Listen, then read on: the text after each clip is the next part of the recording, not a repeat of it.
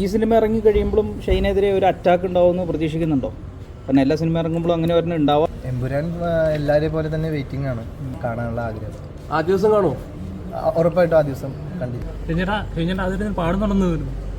അതിനകത്ത് ഞാനൊരു 2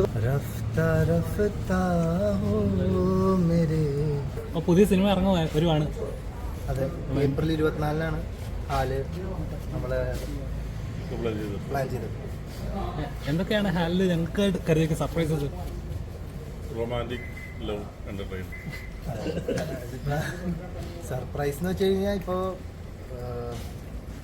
ഇപ്പോൾ ഹേപ്പണ്ണേന്ന് പറഞ്ഞൊരു പാട്ട് കണ്ടതുപോലെ ഇനിയും പാട്ടുകൾ ഉണ്ട് സിനിമ. വേറെ രീതിയിലുള്ള വേറെ ജോണറിലുള്ള പാട്ടുകളും ഉണ്ട്. ഒരു മ്യൂസിക്കൽ എൻ്റർടൈനർ പ്രതീക്ഷിക്കാം. അതാണ് ഒരു love story, musical love story. അതായത് കംപ്ലീറ്റ് ആയിട്ടൊരു കഥയാണ്. അതിനകത്ത് ഞാനൊരു 2 പാട്ട് റാപ്പ് ചെയ്തു, പിന്നെ ഒരു പാട്ട് ഒരു മെലഡി പോലത്തെ ഒരു പാട്ട് പാടുകയും ചെയ്തു. അപ്പോൾ അതെല്ലാം ഇനി ഇറങ്ങാനുണ്ട്. പിന്നെ എല്ലാവരും വെയിറ്റ് ചെയ്യുന്ന പോലെ ആതിഫ് അസ്ലത്തിൻ്റെ പാട്ടുണ്ട്. ഹിജർ എന്നാണ് ആ പാട്ടിൻ്റെ ടൈറ്റിൽ ഇട്ടിരിക്കുന്നത്. അതും വരാനുണ്ട്. മദ്രാസ്കാരനെ പോലെ തന്നെ വലിയൊരു ഇതാണ് അതിനുണ്ടായിരുന്നു. നല്ല റൊമാൻറ്റിക് ആയിട്ടൊരു ഇതാണ്, നല്ല ഡാൻസ് കളിച്ച് നല്ലൊരു ആ കാതൽ സടുകുടു എന്ന് പറഞ്ഞൊരു പാട്ട് റീമിക്സ് ചെയ്തു. വീണ്ടും ആ കോബയിൽ തന്നെ. അതെ, നന്ദുവിൻ്റെ കൂടെ തന്നെ. നന്ദഗോപനാണ് അതും മ്യൂസിക് പ്രൊഡ്യൂസ് ചെയ്തത്. ഇതിൽ അവൻ്റെ തന്നെ കമ്പോസിഷനുമാണ്. അതെ അതെ, അത് ഞാൻ പാടിയത്. പടത്തിലത് പാട്ടായിട്ട് വരുന്നില്ല. നമ്മളത് അന്നൊരു ടീച്ചർ നോയമ്പും പെരുന്നാളിൻ്റെ ഒരു വിഷസും ഒക്കെ ആയിട്ട് നമ്മൾ ഇറക്കിയതായിരുന്നു. Thank you.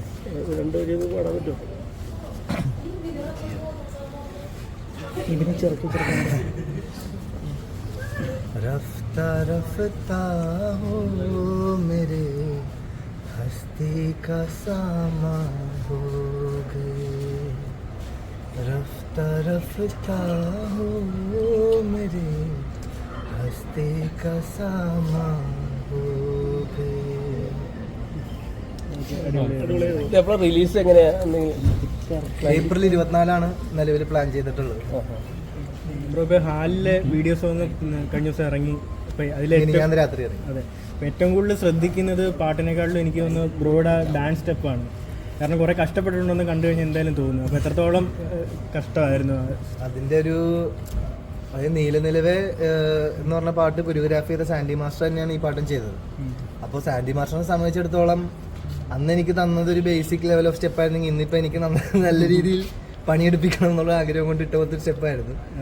നമുക്കൊരു 3 to 2 ഡേയ്സോളം റിഹേഴ്സലും ഉണ്ടായി.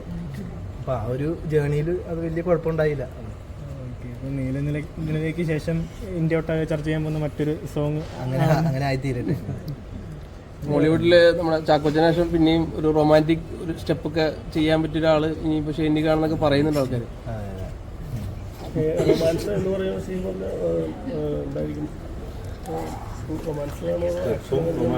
ഇല്ല, ആക്ഷനേ ഇല്ല. ഇപ്പൊ ഈ സിനിമയെ സംബന്ധിച്ചിടത്തോളം ഇതിനകത്ത് ഒരു ആക്ഷൻ എന്ന് പറഞ്ഞൊരു മൂഡേ ഇല്ല. അതാ ഞാൻ പറഞ്ഞത്, നമുക്ക് കുറെ നാളുകൾക്ക് ശേഷമായിരിക്കും ഒരു ലവ് സ്റ്റോറി പോലെ. ഇപ്പോൾ സാധാരണ കഥയിൽ എന്ന് പറയുമ്പോൾ നമ്മളിപ്പോൾ കഴിഞ്ഞിടയ്ക്ക് കണ്ടുവരുന്നതിൽ കംപ്ലീറ്റ് ആയിട്ടൊരു ലവ് സ്റ്റോറി പോലെ പറഞ്ഞു വന്നിട്ടില്ല എന്ന് തോന്നുന്നു. അതൊരു പറഞ്ഞിപ്പോൾ അനിത്യപ്രാവ് പോലെ അങ്ങനെ ഒരു ജോണറിൽ പെടാൻ പറ്റുന്ന എന്നാൽ ഒരു സോഷ്യലായിട്ടുള്ളൊരു കാര്യം ചർച്ച ചെയ്ത് സൈഡിൽ കൂടെ പോകുന്നു. ഈ സിനിമ ഇറങ്ങി കഴിയുമ്പോഴും ഷൈനെതിരെ ഒരു അറ്റാക്ക് ഉണ്ടാവുമെന്ന് പ്രതീക്ഷിക്കുന്നുണ്ടോ? കാരണം എല്ലാ സിനിമ ഇറങ്ങുമ്പോഴും അങ്ങനെ ഒരെണ്ണം ഉണ്ടാവാറുണ്ട്. കഴിഞ്ഞ സിനിമയൊക്കെ ഉണ്ടായിരുന്നു, സിനിമയുടെ കാര്യം അറിയില്ല. സോഷ്യൽ മീഡിയയിൽ ഇങ്ങനെ നല്ല പടം കാണും, നല്ല അവനക്ക് കഴിവുണ്ടെങ്കിൽ തീർച്ചയായിട്ടും ആര് തടഞ്ഞു വെച്ചാലും പുറത്തേക്ക് വരും. അല്ല, ആർഡിക്സ് പോലത്തെ പടങ്ങൾ ഇറങ്ങുമ്പോഴും അതിന് ഷൈനെ കൂടുതൽ ഫോക്കസ് ചെയ്യാത്ത രീതിയിലാണ് അതിന്റെ ബാക്കിയുള്ള പ്രൊമോഷനും കാര്യങ്ങളും. അങ്ങനെയൊന്നുമില്ല, അത് തോന്നുന്നു മീഡിയയിൽ കൂടുതലായിട്ട് ബാക്കിയുള്ളവർ പുഷ് ചെയ്യുന്ന പോലെ തോന്നുന്നു. ഷെയ്ൻചേട്ടാ, പെപ്പെ ആണെങ്കിൽ ആക്ഷൻ, ഷെയ്ൻ ആണെങ്കിൽ റൊമാൻസ് എന്നൊരു ഇതുണ്ട്. ആ പാറ്റേൺ തന്നെയാണോ ഇപ്പോൾ? അതെ, ആക്ഷൻ ചെയ്യുമ്പോൾ നോക്കാമോ? അതാ ഞാൻ പറഞ്ഞു. ഇപ്പൊ അത് കഴിഞ്ഞിട്ട് ആർഡിക്സിന് ശേഷം വന്ന പടം ലിറ്റിൽ ഹാർട്ടായിരുന്നു. റൊമാൻസാണല്ലോ ചെയ്യണം.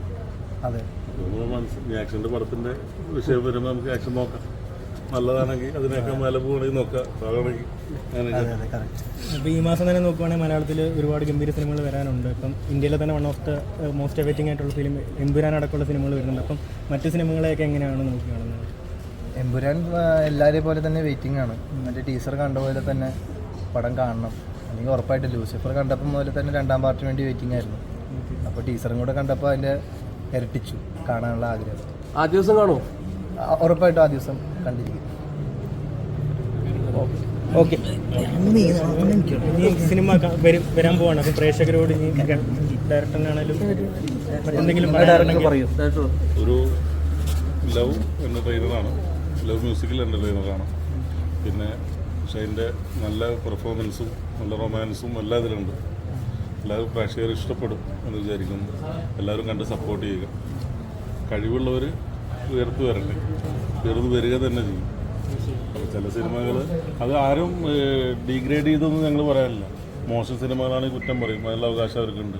നല്ലത് പറയും ചെയ്യുമ്പോൾ അതും സപ്പോർട്ട് ചെയ്യും.